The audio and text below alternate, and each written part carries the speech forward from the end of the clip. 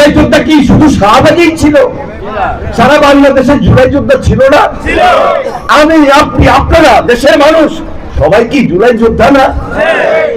তাহলে কিছু সংখ্যক জুলাই যোদ্ধা নামে যদি আমাদের বদনাম করে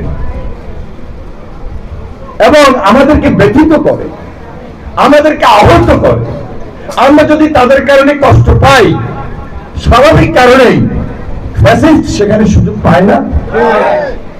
সবাই মিলে আন্দোলন করলাম হাসিনার বিরুদ্ধে, লড়াই সংগ্রাম, গুম খুন, হেলিকপ্টার থেকে পর্যন্ত শিশু বাচ্চাটাকে হত্যা করেছে, ছাত্রকে হত্যা করেছে, আমার দলীয় নেতা কর্মীকে হত্যা করেছে, সাধারণ মানুষকে হত্যা করেছে। হাসিনা পালিয়ে গিয়েছে, কিন্তু আমরা সারা বাংলাদেশের সব যোদ্ধারা এক এবং ঐক্যবদ্ধ এখন পর্যন্ত থাকতে পারবো না এই একটি বছরের মাথায়। এটাকে দেশের মানুষ কি খুব ভালোভাবে নিবে? আমরা আশা হতো দুর্ভাগ্য এই জাতি, এটা আমাদের জন্য কষ্টের, আনন্দতে তো নয়, এটা কষ্টের। জুলাই যোদ্ধা নামে জুলাই যোদ্ধা, প্রকৃত পক্ষে গতকালকে শাহবাগে যেটা হয়েছে আমি কি জুলাই যোদ্ধা? জুলাই যোদ্ধারা এটা করতে পারে? এই ব্যাপারে অনেক রাজনৈতিক দলের মধ্যে যারা গুরুত্বপূর্ণ ব্যক্তি, তাদের অনেক করণীয় ছিল, এখন পর্যন্ত তারা সেটা করছেন না। বিশেষ করে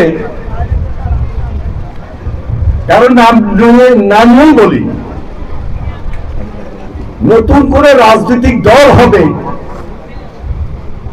সেই জুলাই আন্দোলনের পর, এটা এদেশের ইয়াং সমাজ, তরুণ সমাজ আসলে চায় নাই।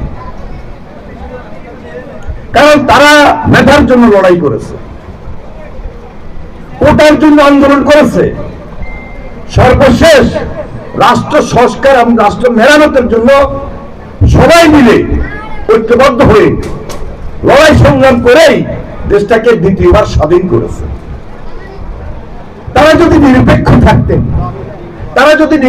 থাকেন, তাহলে আমরা যারা রাজনৈতিক দল করি, আমরা যারা রাজনৈতিক দলের স্বাভাবিক কারণেই তাদের ভালো পরামর্শ থাকতো, আমরা যেটা ভালো করতাম তারা আমাদেরকে বাহবা দিতেন, আমরা যেটা খারাপ করার চিন্তা করতাম তারা আমাদের ভুল ধরিয়ে দিতেন। কালকে শাহবাগে জুলাই যোদ্ধারা পক্ষে বিপক্ষে মারামারি করে, আমরা খুব ব্যথিত।